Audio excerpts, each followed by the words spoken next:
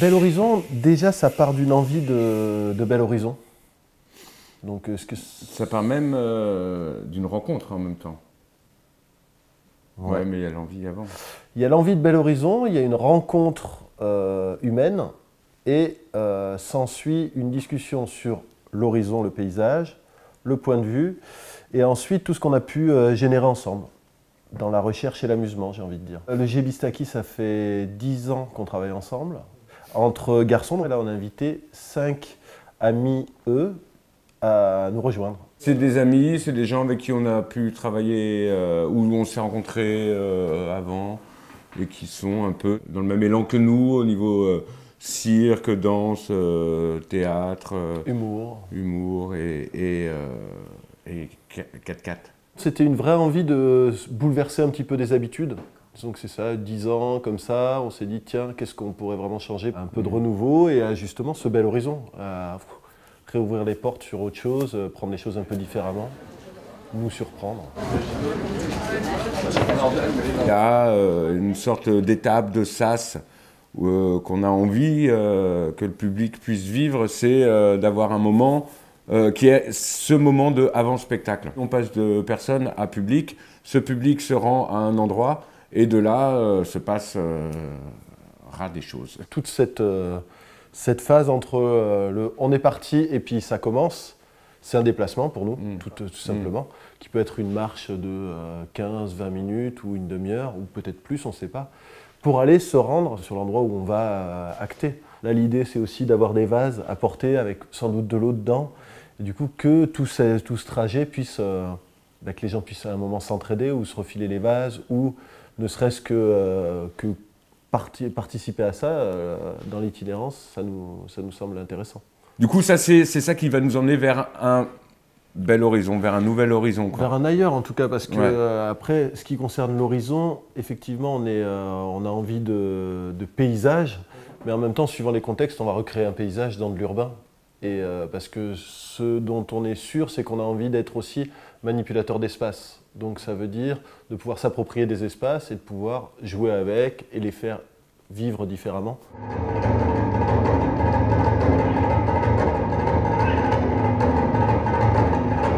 En fait, il y a eu des envies d'uniformiser les silhouettes. Donc on est parti sur le principe de se mettre en jupe sur des pantalons, hommes et femmes confondus.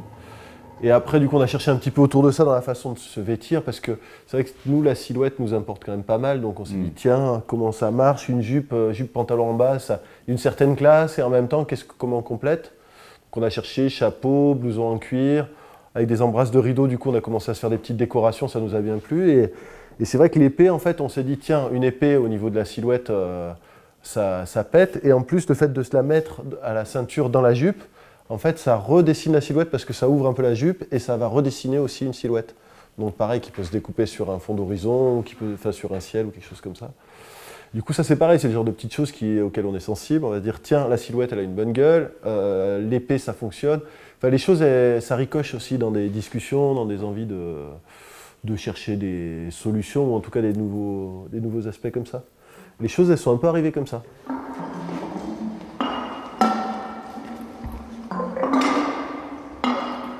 Il y a eu cette envie d'avoir des épées et il y a eu cet additionnage de vases. Pourquoi il n'y a pas eu de... Enfin, je crois pas qu'on ne s'est pas concerté là-dessus. Hein. Non, il y a des hasards, il y a des choses qui sont purement pratiques et des choses qui tombent aussi sous le sens. C'est vrai qu'après, symboliquement, on a une épée très masculin, un vase très féminin. Le vase, il a la fragilité, il peut accueillir de l'eau. L'épée, elle est en fer. Enfin, voilà, il y a aussi ces symboliques-là qui résonnent, dont on est conscient sans forcément les mettre en avant. Mais après, c'est vrai qu'en termes de technique, nous, c'est vrai, on vient du cirque à la base, on est donc manipulateur. Pour refaire une technique, par exemple, avec les épées, ça prend un peu de temps de pratique, il faut vraiment qu'on pratique. Et du coup, c'est vrai que les épées, là, on commence à pouvoir les manipuler, à pouvoir sentir que la dextérité, elle n'est pas que dans du combat, mais justement qu'on peut avoir des choses très fines. Et du coup, ces objets, ils correspondent aussi à une espèce de cahier des charges qu'on peut avoir en tant que jongleur, manipulateur. Nous, c'est vrai qu'on fonctionne quand même beaucoup comme ça, sur le fait de découvrir en faisant. C'est le côté un peu clinique des expériences où on se dit, tiens, on se met là-dedans, on va dans cette direction-là, et après on s'extrait pour se dire, tiens, est-ce que c'était intéressant? Est-ce que ce qu'on a fait pouvait Et c'est vrai qu'on a besoin de passer par là, par toutes ces phases un peu de jeu, un peu de recherche, un peu de se perdre avec des objets, de les bidouiller, de trouver des petites bidouilles qui finalement deviennent des gros trucs. Tout ce processus-là, c'est quelque chose qu'on commence un peu à maîtriser maintenant et qui nous plaît bien.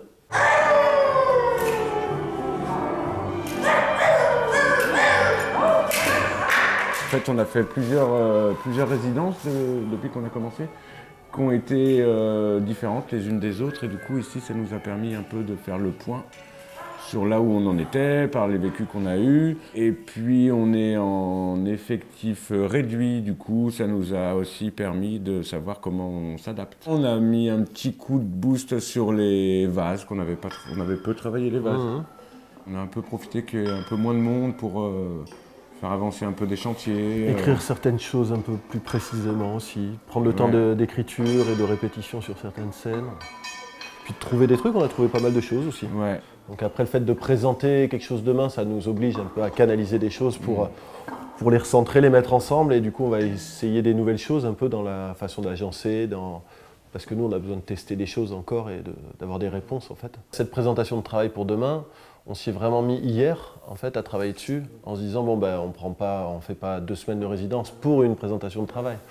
Donc là c'est pareil, on continue de travailler, d'y réfléchir et en même temps on sent que là ça commence à prendre un peu plus de place. Mais l'idée c'est ça, c'est de faire quelque chose quand même qui est très frais, où ça va être improvisé, où on va être sur le vif et où on va découvrir aussi des choses en faisant. Parce qu'on est toujours en train de composer sans savoir la réalité du moment, puisque en fait, il y a un agencement de public, il y a un avant, il y a un après, il y a un pendant, il y a le truc où tu vois, on monte les trucs. Justement, quand on en arrive aux mises en scène, aux agencements un peu plus comme ça, ou à valider des adresses publiques, c'est des choses. Pas le public, on peut. Ouais, on peut essayer des trucs sans public, mais on peut pas le tester. Le vrai filage, il est avec le public en fait pour nous. Au théâtre, ils savent le faire ça. Bah oui, parce que tu peux. Oui. Mais nous, on fait pas ça. Non. Ouais, non.